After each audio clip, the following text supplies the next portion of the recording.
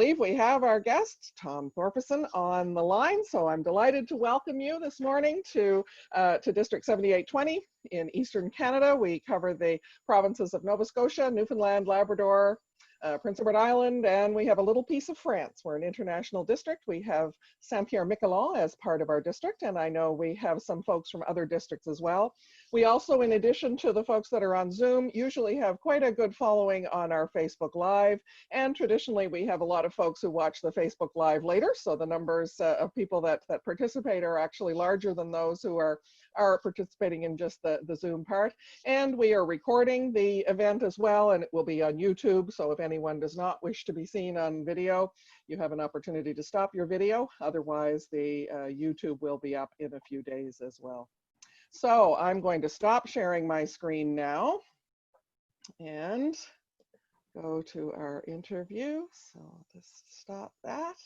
And if everybody goes to speaker view, I am going to again welcome our speaker. Tom, if you want to say something so we know that everything's working from an audio perspective for you, and have you come to our speaker view now. Good morning. Good to have coffee with all of you and share a little time together.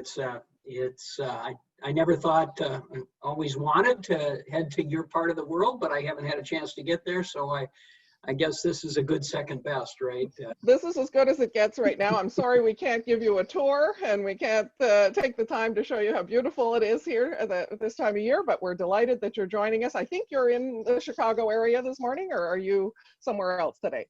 My family is in Minnesota, and once I took this job that I'm in, I rented a small apartment in Evanston, and I spent the weekdays in Evanston working, and every other weekend I'd head home. So from my perspective, I am now enjoying the work from home mode quite a bit, getting a chance to get back with my family on a full-time basis, so to speak. So, well, yes, I'm sure you are. I didn't realize that you were based in Minnesota, so I'm sure you are enjoying being at home. So thanks so much for being with us this morning. I know you have some slides that you would like to share with us and some messages, and I have some questions, not surprisingly, and we'll certainly have an opportunity for folks on the line to ask questions as well. But maybe before we give you the opportunity to move to your slides, if it isn't part of them, can you tell us what exactly does the chief strategist for RI actually do? That's a good question. So my background, for those that don't know, I was club president, a district governor 25 years ago now, served on the board of directors 10 years ago, was a trustee 4 years ago, and stepped down as trustee to take this position as chief strategy officer. And I primarily took the job because we were beginning the process of developing a new strategic plan for the organization. And I had worked pretty hard over the previous 5-6 years plus, convincing the leadership that we needed a joint strategic planning committee and a common plan for both Rotary International and the foundation. And so at the council in 2016, the rules were changed, and we went from only a strategic planning committee for Rotary International to having a joint committee with the idea that joint committee would develop a new vision and a new strategy. So I took the job for that reason. As chief strategy officer, I actually managed 7 different teams. I managed the business intelligence team, the project managers, the product managers. I manage the research and evaluation team, the strategy team, and the partnership team, and the business process improvement group. So the groups are a little diverse, but they all have something in common. They are all teams that cross over the organization. They touch a lot of different teams. We basically are one of the few teams in the building or groups in the building that you might say we break down the silos, so to speak. So we work with the membership team, we work with philanthropy, we work with the program staff, et cetera, in almost every single one of those teams. So I wasn't to be honest, I really didn't know what I was getting into. I thought I was going to be developing the strategy, and I'm managing a lot more than that, I guess, in the process. So, over the course of the last 4 years, we've developed a new vision statement, a new set of priorities, and we have an action plan that rolled out July 1 of last year. And so we're immersed in a new action plan that is a 5-year plan, and that's what I'm mainly focused on. So. Okay, well, that was a lot more than I expected you to say when I asked you, what does the chief strategist do? I didn't realize that you had so many teams that were part of your group. So that's really interesting to cross over from business process improvement all the way through to the development of strategy. So is this a good time for you to do what you wanted to do with your slides, just to sort of introduce the conversation a little bit more, or how would you? Yeah, I think so. I think okay. The slides will both generate questions and answer some things that you may all have been wondering about, and the presentation just will briefly take you through where we are in the context of planning in light of what's going on. So that's probably the best thing, rather than me asking you questions and you having it there. You have the right to share your screen at this point. So please take it from there. All right, and here we are. So hopefully you can see this, and good to hear. So you're going to see a small portion of what I presented 3 weeks ago to the board of directors for Rotary. And this was requested by Mark Maloney to engage the board in both some discussion and decision making relative to how do we pivot, how do we adapt, and how are we responding in the light of the crisis. So what you won't see much of here is what we're doing from a service perspective, because that's much more on the foundation side. And I could talk about those things, but I don't have any slides in particular that specifically address that. But this is probably the most impactful slide that I presented to the board. It gives a very quick picture. The blue line is membership from the beginning of time for Rotary International, worldwide membership. The yellow line is our giving to the annual fund from the beginning. And obviously, we did not establish the Rotary Foundation in any significant way until Paul Harris passed away back in the 1940s. And the annual fund was started at that point. In the gray bars, the vertical bars, those are world events. And we've highlighted a few of these with the gray bars. So you can see on this the impact that world events have had on membership and annual giving. And we did this in the context of trying to anticipate what is the pandemic going to do to Rotary, at least Rotary International from a membership perspective, and also what will be the impact potentially in annual giving. So what you see in the patterns here is actually very surprising.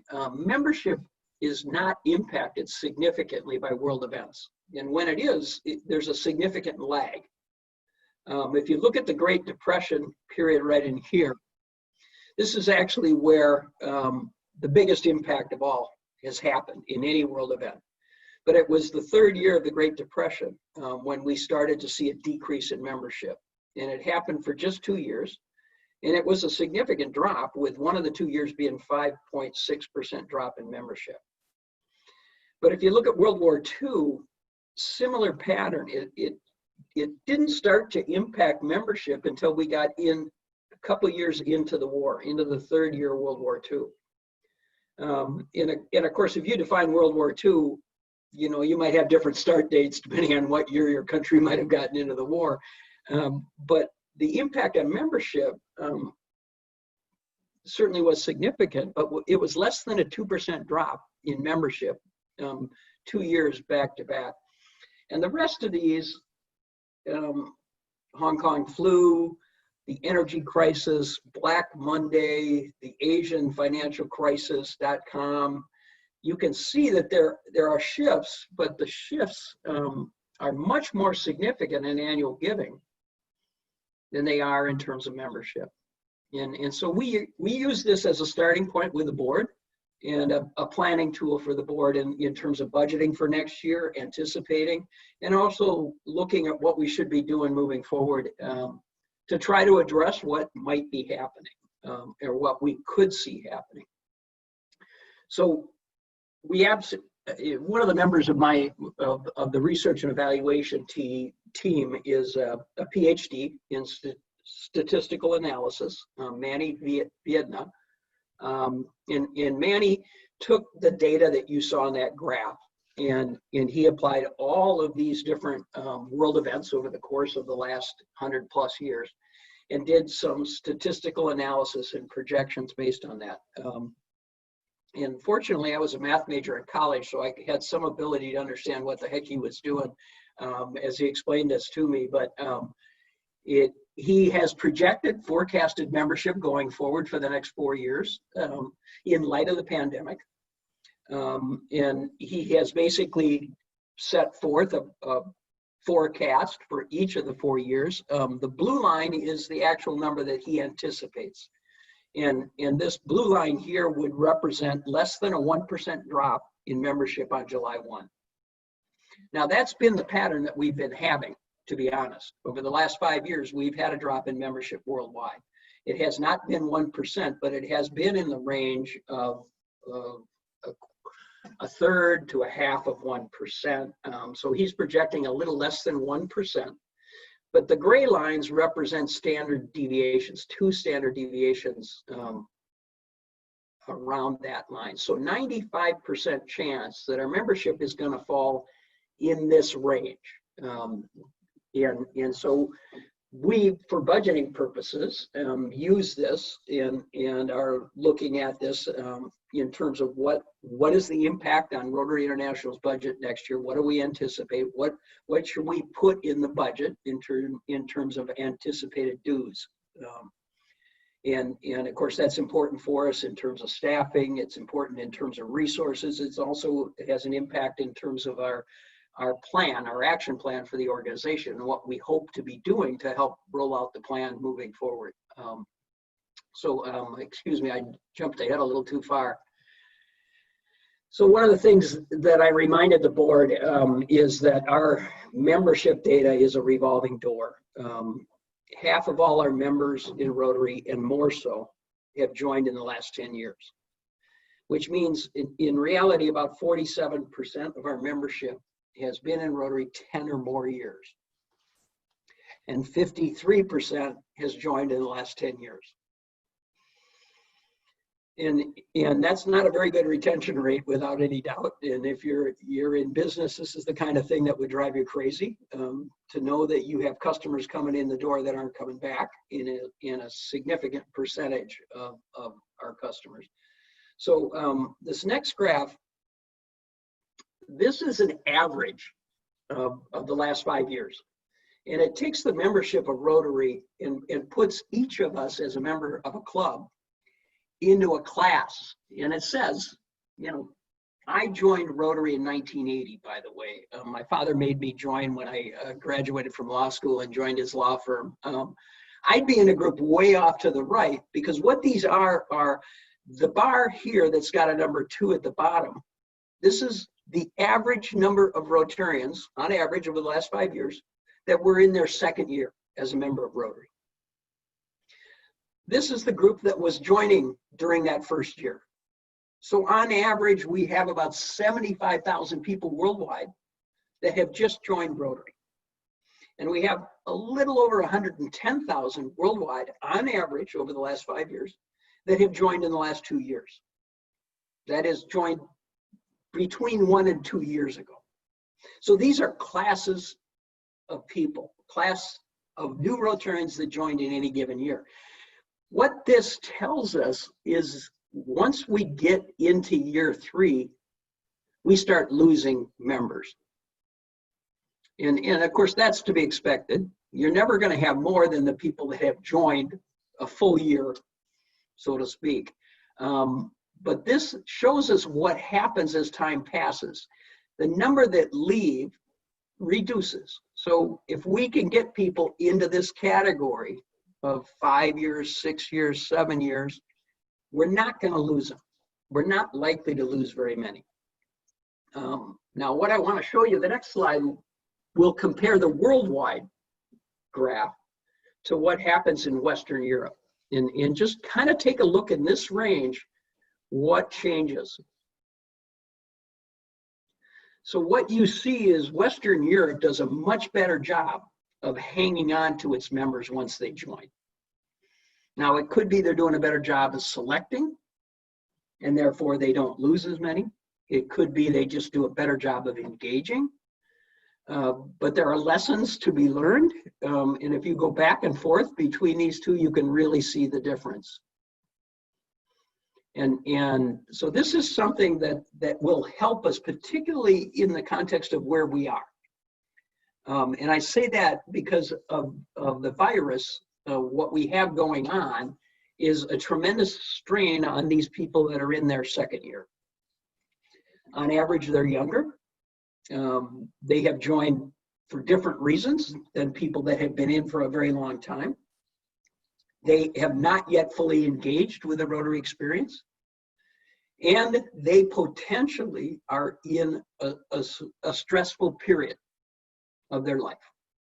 They may be working from home, they may have kids, they may have just lost their job, or their business is suffering. So this drop that we might normally anticipate, I'm going the wrong way there, sorry.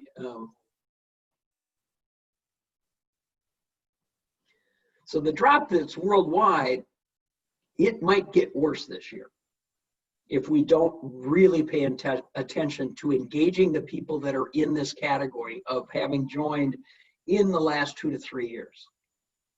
And so this is being built into our planning right now. It's being built into some of the training that we're doing. The staff that works directly with clubs, the club and district support team, is very much aware of this and is emphasizing the importance of engagement at an even higher level than what we would normally be doing. So I love this quote, and I think it's something that we just need to keep in mind. You know, there are opportunities here that we need to think about, and we need to take advantage of. And of course, what's going on in the world is a horrible thing, but also what's happening in the context of Rotary is acceleration of change. And you're in the middle of it right now with what we're doing with this coffee and chat hour. This is something that we could have done 2 years ago, 3 years ago, 4 years ago. We would never have thought about doing it for some reason. It gives an opportunity for you to bring in people from different parts of the world to give you a perspective. It gives you an opportunity, obviously, to bring in staff. And, you know, believe me, there's an awful lot of staff that can give you insights to different aspects of the organization, whether it's program offerings, whether it's grant opportunities, you know, whether it's details on how to pivot relative to the use of virtual connectivity, all things for you to consider.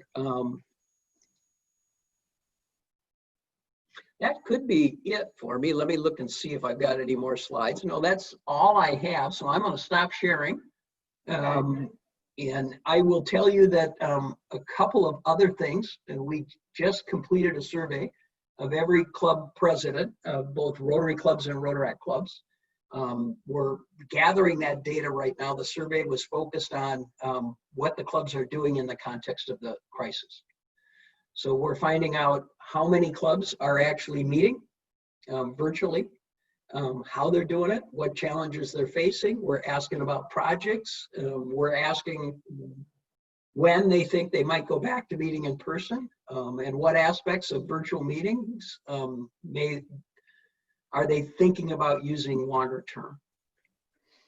Well, that was great insight, Tom. I really appreciate you sharing those slides, because they certainly do give a bit of a surprising picture in some ways, particularly the first one around the world crises. And you know, you would intuitively expect it to be a larger drop in that situation. We just finished a survey here, and you might be interested. I just got the report back. We did a survey of all of our district and had incredible response, probably because people have more time at home. So we had over 30% response, which would never happen otherwise. Yeah. So over 5 500 people. So that's a pretty significant number of people.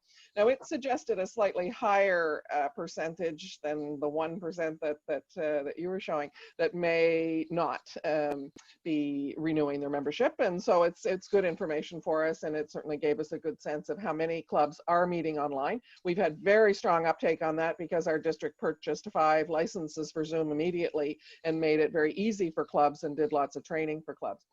But as you're talking to other clubs and hearing and starting maybe to see some preliminary results, what are you seeing that people are thinking? And we know we're not going back to normal, and we don't know what the new normal is. And yes, we've had this silver lining to be using technology in new ways. But what else are you seeing at this point that you can share with us?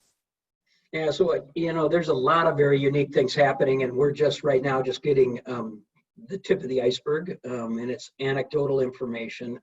The survey we sent out, we have both quantitative and qualitative responses, and so we're still analyzing the qualitative pieces. The quantitative is telling us, that somewhere in the range of 75% of the clubs are meeting virtually and continuing to meet, which I was amazed that it's that high a percentage. It is one of the things that concerns me the most.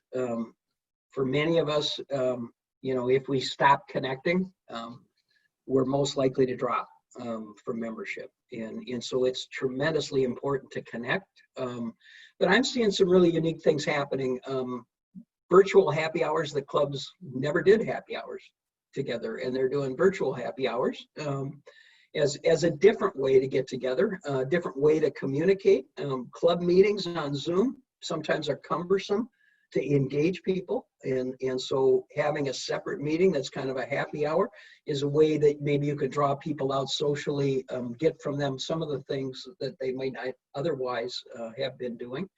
I have personally set up some happy hours with some of my dear friends in Rotary that are least likely, to be out and about. The most senior members. I set up a Zoom meeting last week or 2 weeks ago with Ray Klingensmith, a happy hour. Ray, of course, is in his 80s now and by himself. His wife Judy has Alzheimer's, is in a care facility. And we surprised him. We had 45 of his district governors all on the same call, showing up and having a drink with Ray. And we had district governors from 7 different, countries on the call. And, I have been emphasizing the need to pick that individual in your club or those people in your clubs that are least likely to engage in virtual connectivity. And reach out to them, phone calls, chatting with them.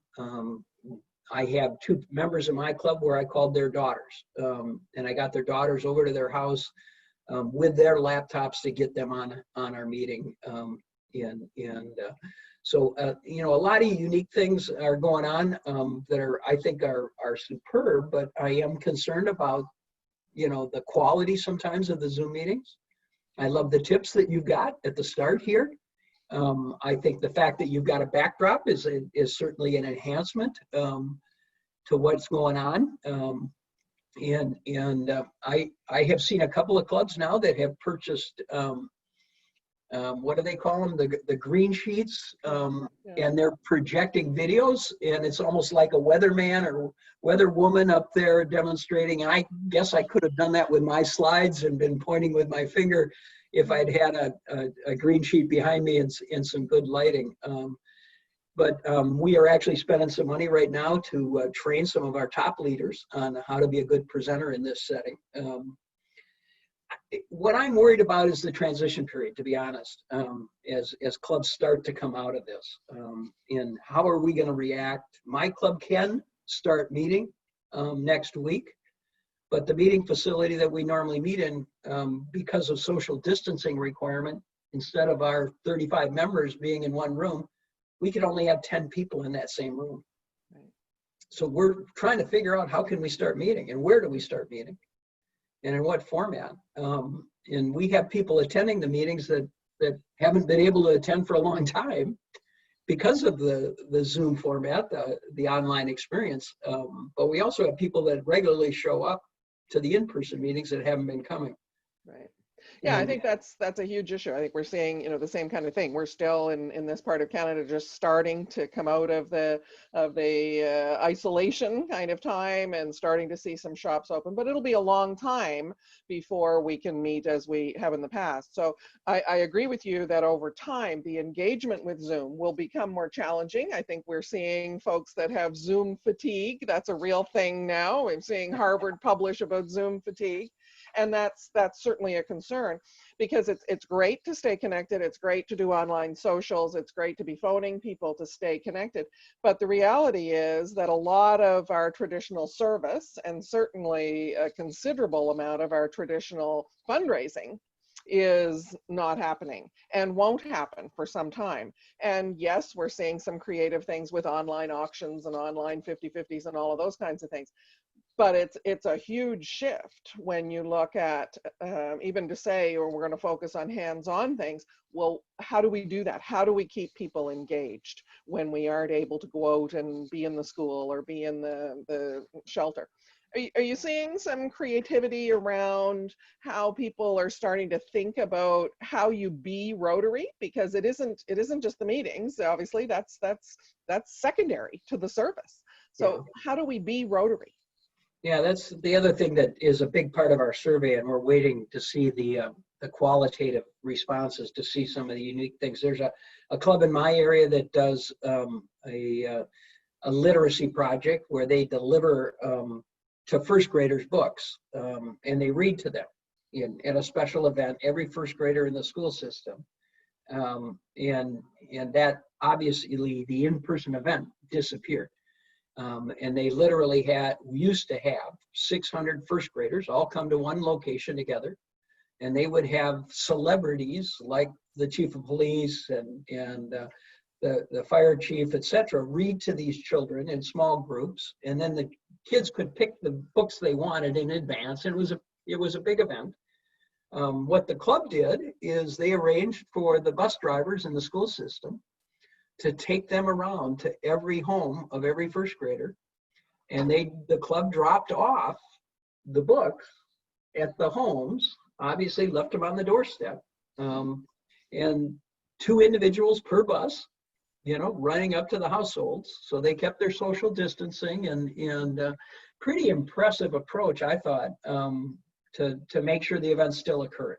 And it's really quite a message when you think about it. That club had a pretty good impact on the community before, but boy, the press really played that up. The people who received those books were just tremendously impressed, particularly when you think of the average age of our members, that they're getting out a little bit anyway, had enough willingness to get out and serve in that setting. And certainly we have clubs that are making masks and delivering masks. We have a lot of clubs that take their meal money that they were spending on their meals, and they're instead buying food for food security purposes. In Italy, there's just a tremendous project that has been just about completed using global grants, $1.4 million worth of hospital equipment delivered to 28 hospitals in Italy.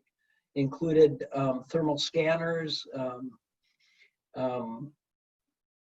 gurneys to move patients through the hospital that were safe, effectively, where people could treat somebody inside the bubble, so to speak, with gloves that reached into over the top of the gurney, and a number of pieces of medical equipment that were all purchased, and all 13 districts in Italy participated, and they delivered to 28 hospitals.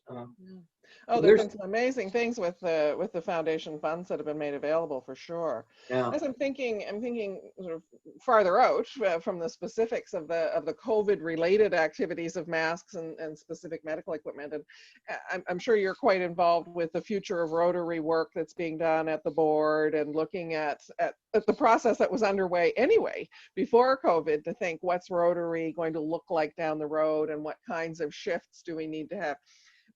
where's that thinking now? I know you've got, in addition to the future of Rotary, there's also a shorter term task force looking at COVID specifically, and there's probably a lot of overlap between those two, more short term, more longer term perhaps. But what's your view of where that's all headed, sort of in general, COVID aside? Yeah. Future of Rotary. So what you're speaking to, there is a committee, and I saw a question about a joint committee. So the committees are made up of Rotarians, of the volunteer side of things, coming up with recommendations. And committees are created by the board and given very specific terms of reference, et cetera. And so the joint committee on strategy was specifically created by both the board of trustees and the board of directors, with a very specific task to develop a new vision and a new strategy. So we have two separate committees that you were referring to, Lisa. One is Shaping Rotary's Future Committee that has been around for 18 plus months, and it is looking at the governance structure from the volunteer side, and basically saying if you were to invent the governance structure for 1.2 million Rotarians and 47,000 Rotary clubs and Rotaract clubs, would you create the structure that we have today? Would you have 537 governors and 17 directors and 210 coordinators, and something like 1,500 assistant coordinators? And at the district level today, we have 29 positions that are required to be filled by the governor, and we recommend another 13. And there's a heck of a lot of committees that are built in and around those positions. And so we have a committee that's looking at that and saying, if you were to invent a governance structure today, what would it look like?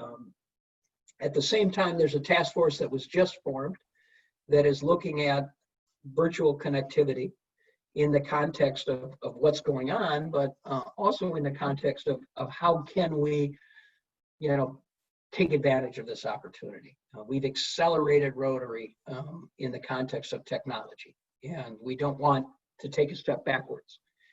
Are there things happening through the use of virtual technology today, virtual meetings, that we should incorporate as we move forward? And so I am the staff liaison for both of those two groups, the group that is looking at developing a new governance model and the group that's looking at ways in which we can use this technology to move the organization forward. And we have two people that are on both committees to help, from a volunteer perspective, to help assure that they work together and coordinate and don't run into each other too much. So a lot of those things, we spend almost $2 million a year on volunteer committees coming to Evanston for face-to-face meetings. And that's just the cost of airfare and hotels and food. So will it be better if those committees now meet virtually and don't meet in person?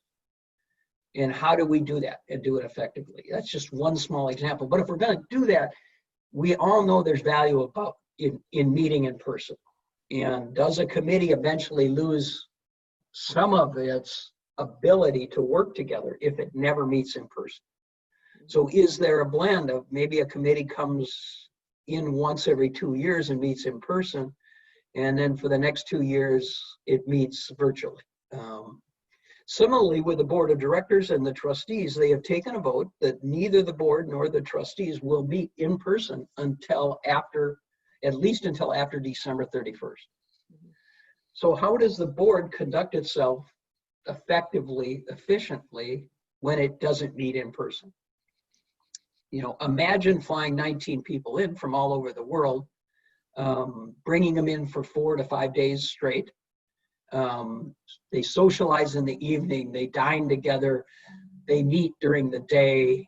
A lot of what they do is dependent on the social interaction in the evenings, where they can casually discuss issues and maybe resolve conflict and come up with solutions.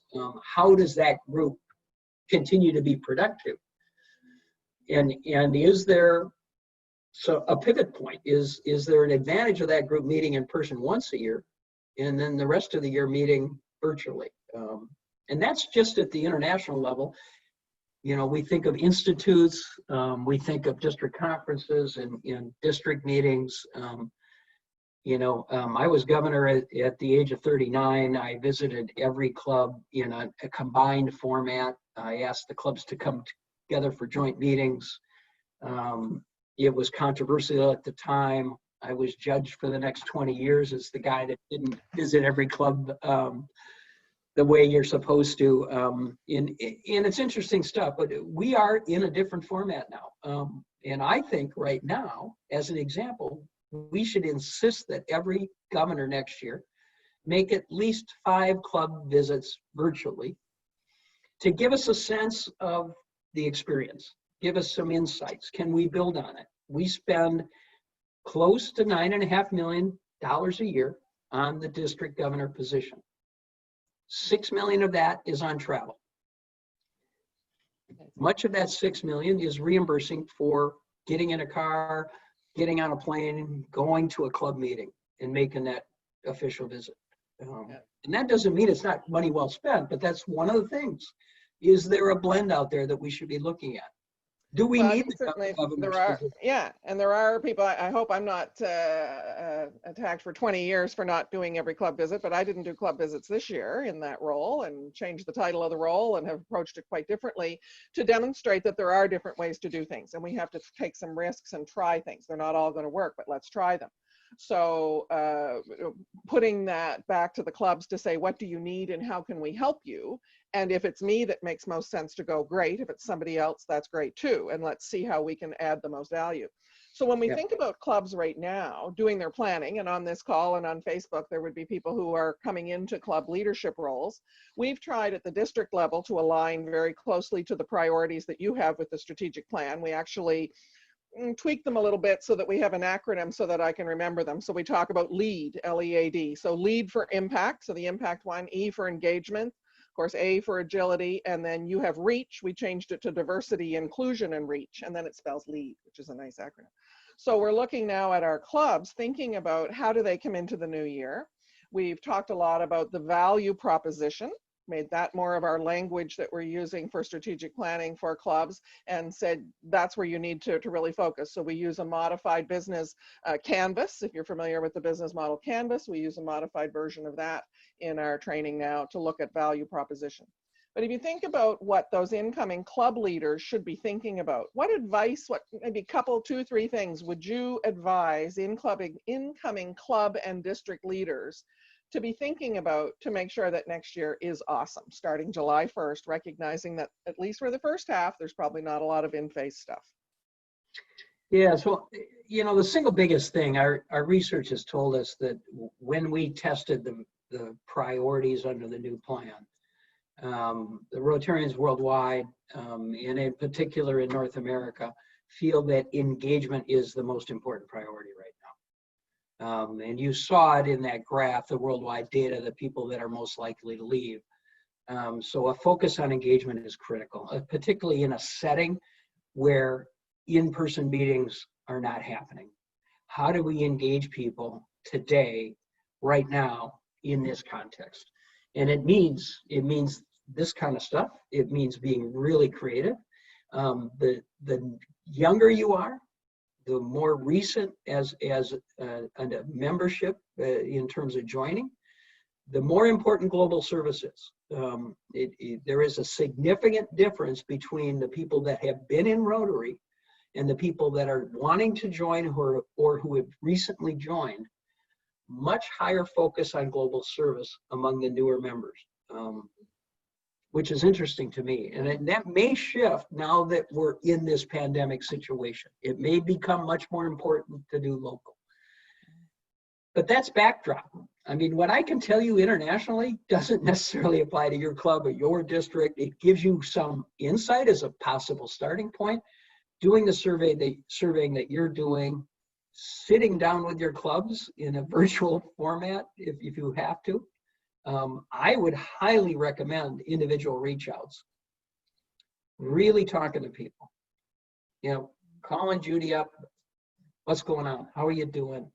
If you've got a club, our typical club that's at risk today, that we need to focus on are those that are in the 20 to 60 member type of range, to be honest. Which is almost all of them. Yep. So And that's the ones that are everybody. over 60 are going to survive quite nicely. Those, and maybe 20 is not the right number, but there's a small number that, quite frankly, let them be. I mean, they're going to do what they're going to do. But that 20 to 60 group for district leaders, what can you deliver? Because they're all largely in the same category in providing the Zoom tool that you've talked about, specific training on how to conduct a good Zoom meeting, critical in my mind. And talking through, can you deliver content to them? This is great. This is absolutely superb. I mean, maybe it isn't, it's me speaking, you're going to get much better speakers, but recording this, maybe taking snippets of it and delivering it to your clubs. There are amazing videos out there. I have a video from the effort in Italy relative to those 28 hospitals. It was done by Rotaractors in Italy, 2.5-minute video. Showed it at my club meeting last week. Easy to do. It's so easy to show videos right now. And you can enhance the content in ways today that you couldn't do in an in-person meeting, I think those are really critical, and those are the kinds of things we're thinking about. And I'm wondering about, leveraging the Toastmasters relationship, for example, as a way to look at some different ways of engaging people. So I'm playing with that one right now to see, what potential might be there. And then I think about some of the other work that you're involved in, whether it's the global membership, and maybe you can speak to that, and some of the alternatives. We've certainly talked about passport clubs. I think people have heard enough about that. We're hearing more about cause-based clubs and cause-based focus for things. We have an incredible global services team. We've done some amazing work, and we even have clubs that have a joint international services committee, so they're collaborating even more. So I think we've been doing a lot of good things there. Maybe speak to a little bit about some of the alternatives in club direction. So not necessarily you've got to go start another one, but how might clubs learn from some of the purposeful work that some of the cause-based clubs, for example, are doing, or some of the other models that you're seeing, whether it's global membership or other things? So, just briefly kind of going through the priorities, impact is one of our 4 priorities, and it was selected for a very specific reason. 2 aspects. We can't attract major donors, foundations to the organization unless we can prove that what we're doing actually creates the lasting change that we talk about in the vision statement. The younger you are, our research has told us, the younger you are, the more important impact is. I don't want to just belong to a club where it feels good. We're delivering dictionaries. Well, you know what? Are you actually improving the literacy rate in your community? And so impact becomes tremendously important. So cause-driven, as you mentioned, can really be valuable. And looking at the causes that are important to the people you're trying to attract, you can classify it as a community needs assessment. Our research in the U.S., targeted to the U.S., tells us the most important issue prior to the pandemic was literacy. And the younger you are, the more important that issue was on a local basis. And so having a project in a community that focuses on literacy and actually moves the needle is tremendously attractive to bring in that group. So even if your club is in existence, you can target 2 or 3 causes, narrow your focus, provide impactful service in those 2 or 3 areas, and now you're delivering a value that enhances the odds that person's going to stay or join or get engaged. And there's an awful lot that can be done in the next 9 months in terms of planning, in terms of strategy. You may not be able to hand out books very easily, but you could be talking to principals and to social workers and focusing on what are they seeing as needs and what's going to happen. I mean, if you pay any attention to the news in the last 2 or 3 days, you know that Minneapolis has been in a horrible, nightmarish situation.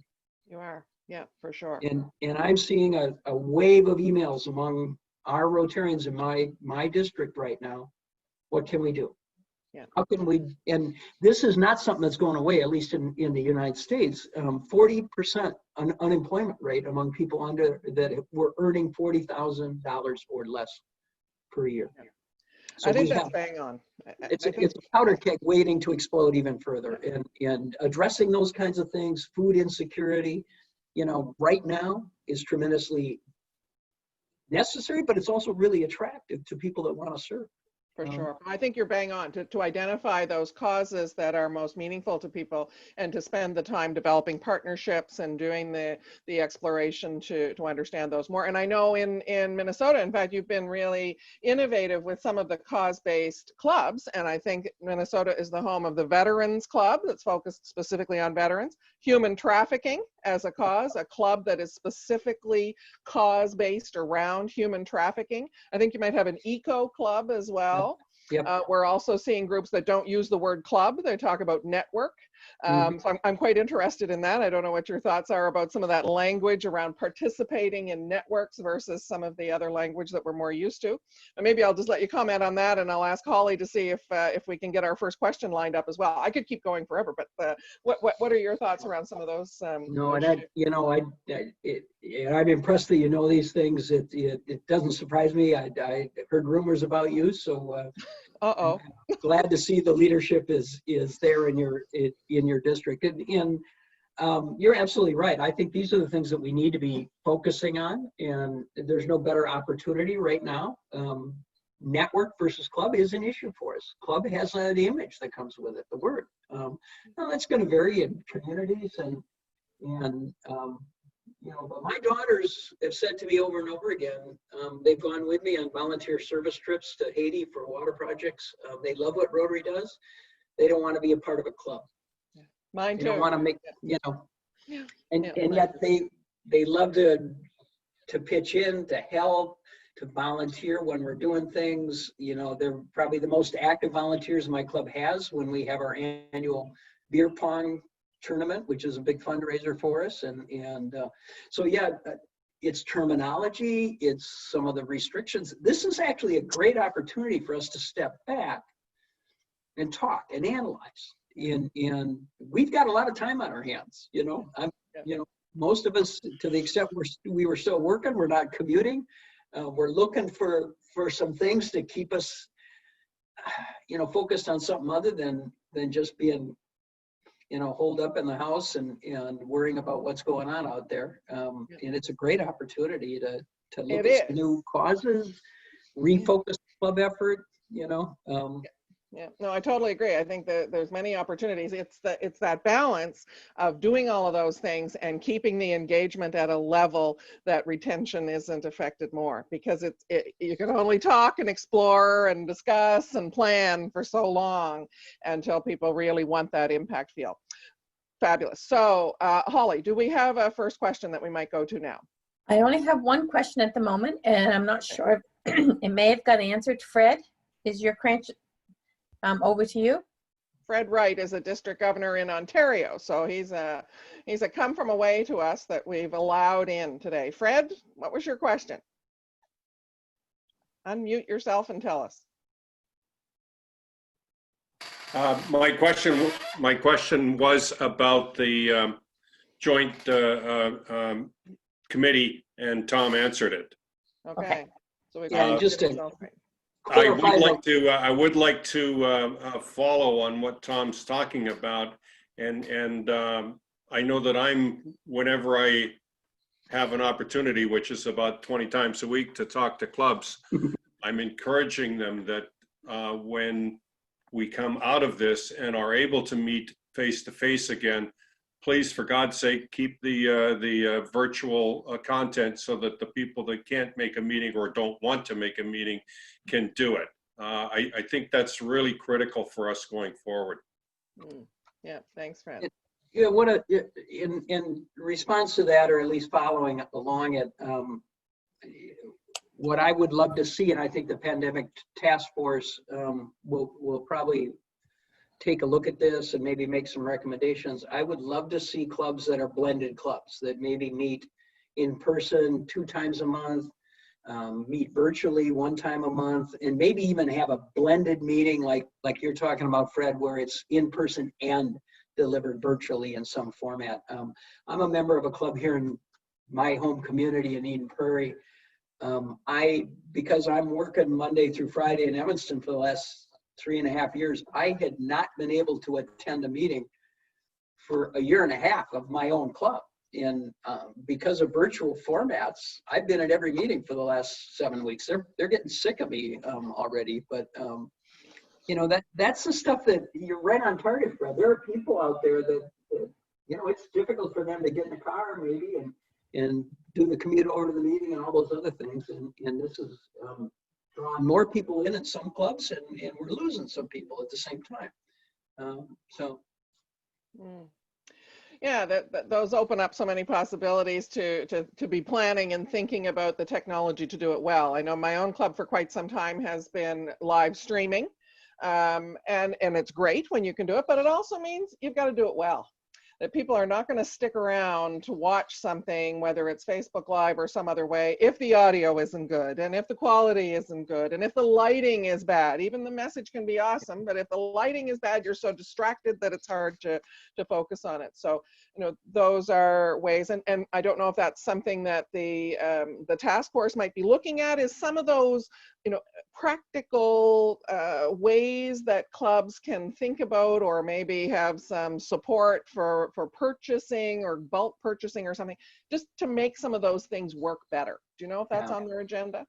No question. That's part of what they're already talking about, is not just best practices, but are there some basic things that we should recommend that every club should have on hand, or whether it's platforms, Zoom or you know, hardware, content, quality of content, can we deliver?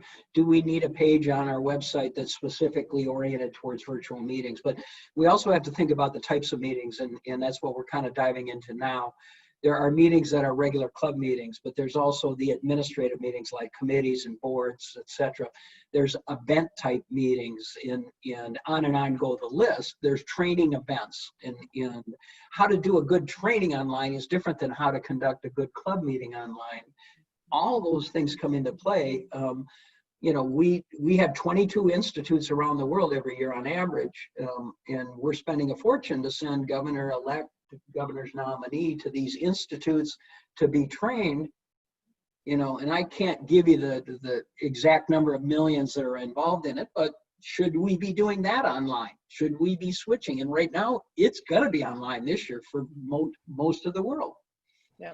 Yeah. We're talking about an IA, that's the International Assembly, that's coming up, and there's a reasonable chance that 40–50% of the world either won't want to come into the United States to go to the assembly, or can't. We'll have the borders closed. Yeah. So are we switching away from an in-person training for incoming governors in the future? This is all, and there's advantages to this. You know, we have limited resources. There's only so much money available for us in terms of new initiatives. If we stop doing some things in person and free up resources, can we then supply to clubs the kind of tools that we're talking about? I saw a comment about, could every club have Club Runner? You know, well, we're in the process at Rotary International of developing internally a tool that would supply much of what Club Runner itself gives you right now for a fee. And can we do that for clubs in you know, more reliable source of data and that would come from Rotary International than from Club Runner? And that's not to say Club Runner isn't a good product right now, and we may be 2 or 3 years out, but our ability to deliver a better quality experience for a club in terms of managing and communicating to your members is strained or constrained by a lack of resources right now. And if we free up $2 million that's spent on committee meetings, that would allow us maybe to deliver a tool that's really valuable for the club. So that it's that kind of thought that we're trying to work through. But no, I think that's great. those are the kinds of things that we will need if we're going to do this well, is the tools to have that kind of virtual communication and to do meetings. I mean, Zoom has been great, but it doesn't meet all needs. And just doing something like our AGM is tomorrow night. So thinking through how we're going to do, very well controlled voting. And how do we separate the people that are the voting delegates, and how are we sure that we've done everything properly? So we've figured that out, and we think we have a plan. But other people are spending a lot of brain power trying to figure it out too. And so we need to be sharing some of those things. And that's one of the things that the task force is going to need to do is there are districts, there are clubs, there are zones that are doing tremendous things, and we need to find out what those things are. We aren't the only source of good ideas in Evanston, and that's one of the advantages of me having the background that I have is, I've grown up through the system as a volunteer. I have seen amazing things on the volunteer side. And I can sit with the staff and say, you know what, there are amazing things happening that we can take advantage of, and listen to the people. Some of the stuff you're doing, this is the stuff 20 years ago, 25 years ago when I was governor. Yeah, it wasn't a common thing to have clubs come together for joint meetings, and it was controversial back then. But today, it's much more acceptable, and the advantage of this situation now is we can accelerate some of that change, and really jump on this in the context of relevancy for Rotary. That's fabulous.